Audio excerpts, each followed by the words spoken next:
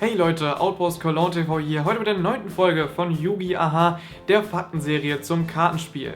Ich persönlich glaube, dass die Folge die beste von allen wird, weil ich die Fakten einfach so cool finde heute. Mal sehen, ob ihr es genauso seht und am besten finden wir es heraus, wenn wir einfach mal anfangen und ich wünsche euch ganz viel Spaß mit diesen Fakten. Los geht's. Wusstet ihr eigentlich, wie der Drache in Abes Bewohner aussieht? Denn der ist ziemlich klein, ganz hinten im Artwork zu sehen. Ich gebe euch jetzt die Auflösung, denn es gibt schon eine Karte, die eben den Abes Bewohner zeigt. Die Karte heißt der in der Tiefe hausende Drache und teilt eben dieselben Angriffs-, Verteidigungspunkte, dasselbe Attribut und eben den Typ von unserem Abes Bewohner und ist eben auch Seeschlange. Tatsächlich haben Seeschlangen normalerweise keine Flügel, aber egal, das bringt uns eben zu der nächsten These, dass der Abes Bewohner gar keine Seeschlange ist, sondern eben ein Drache. Es gibt nämlich noch eine weitere Karte namens Bewohner der Drachenhöhle, ist vom Typ Drache und zeigt eben die genau selbe Höhle, die im Artwork von Abes Bewohner zu sehen ist. Fun Fact dazu: Der Bewohner der Drachenhöhle ist in manchen DS-Spielen nicht vertreten als Karte, das heißt, die Karte existiert gar nicht. Aus dem Grund, weil man eben das Monster in der Karte nie gefunden hat und man es deswegen nicht als 3D eben abbilden konnte.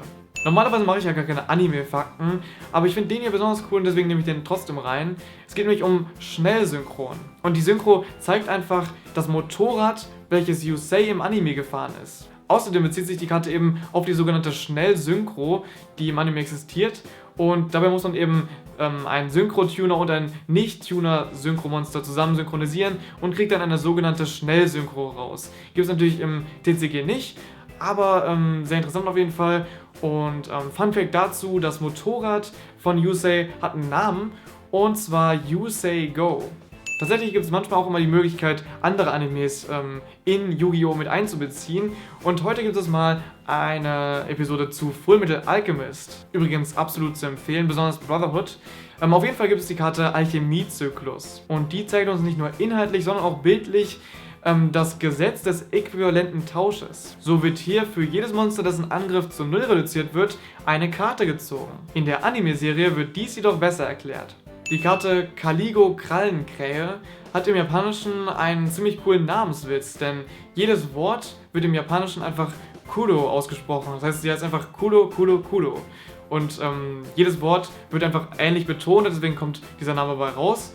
Im Deutschen wurde versucht, das irgendwie auch zu bilden, im Englischen genauso, indem man eben anstelle von schwarz oder eben dunkel das Wort Caligo benutzt hat. Okay, kann man vielleicht mit leben, aber ich glaube, im Japanischen ist dieser Scherz eben ein bisschen besser umgesetzt. Das da sind definitiv Dick-Dri. Weiß einer von euch, was ein Chicken Game ist? Bei uns heißt die Karte ja Hemmung, aber hätte eigentlich eher Feiglingsspiel heißen sollen, denn ein Chicken Game ist im Prinzip ein Spiel, wo man versucht herauszufinden, also zwischen zwei Personen, wer von den beiden der Feigling ist. In dem Fall im Englischen vielleicht sogar eben das Huhn, das Chicken. Und das Paradebeispiel dazu ist eben, zwei Leute nehmen sich ein Auto und fahren auf eine Klippe zu. Und der zuerst bremst, ist der Feigling. Jetzt kann man natürlich sagen, der männliche oder der Selbstbewusste fährt einfach immer weiter auf die Klippe zu, aber am Ende ist man dann vielleicht nicht mehr da und das ist eben auch die Anspielung daraus vielleicht was zu lernen, denn ist es denn besser, kein Feigling zu sein oder ist es besser, nicht tot zu sein? Müsst ihr entscheiden. Im OCG gibt es ein Kartenartwork vom dunklen Magiermädchen, was bei uns im TCG nicht verfügbar ist. Und das ist eben das, was persönlich von Katsuki Takashi gemalt und unterzeichnet wurde.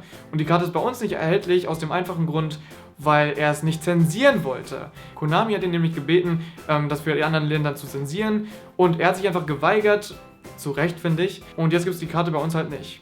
Aber, naja, Zensuren sind halt kacke.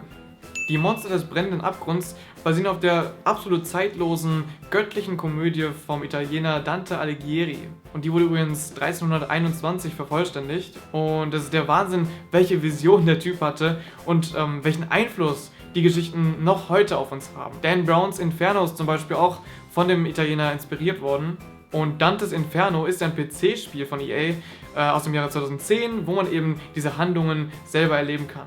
Eine Zusammenfassung der Geschehnisse, falls ihr wirklich daran interessiert seid, könnt ihr unten in der Videobeschreibung nachlesen. Da habe ich einen Link von Wikipedia reingetan. Und es ist einfach unmöglich, die ganzen Fakten von dieser Geschichte eben reinzubringen, die ganzen Monster eben zu charakterisieren, weil jedes einzelne tatsächlich einen Bezug zum Buch hat. Ich habe das Thema jetzt nur ganz kurz angestoßen. Es ist einfach unglaublich, was da alles hintersteckt. Fun Fact: Der Hauptgegner der Original Fullmetal Alchemist Serie im Anime heißt Dante. Und außerdem ist Virgil natürlich kein Rockstar, sondern er ist tatsächlich ein römischer Dichter gewesen namens Publius Vergilius Maro. Die erdgebundenen Monster basieren auf den sogenannten Nazca-Linien. Das sind riesige Geoglyphen auf dem Boden im Süden von Peru. An sich sind sie so riesig, dass man sie eigentlich nur von einem Hubschrauber aus sehen kann. Und man weiß nicht so wirklich, warum die jetzt gemalt wurden, aber es gibt eben eine Theorie, dass sie damals eben dachten, dass sie so von den Göttern gesehen werden können. Fun Fact dazu: Es gibt viele Geoglyphen, die eben nicht als Monsterkarten vertreten sind. Es gibt zum Beispiel noch einen Fischreiher oder Hände oder eben einen Pelikan. Konami hat sich einfach nur die coolsten ausgesucht. Und jetzt einer meiner Lieblingsfakten: Kuribo kann man übersetzen in Kastanienmensch. Und es gibt noch eine Figur, die ihr vielleicht kennt, die eben auch so heißt, nur eben bei uns etwas umbenannt wurde. Und das ist der Goomba. Der heißt tatsächlich im Japanischen auch Kuribo. Und das ist eben die Relation, das heißt, unser Kuribo ist eigentlich ein Goomba und andersrum.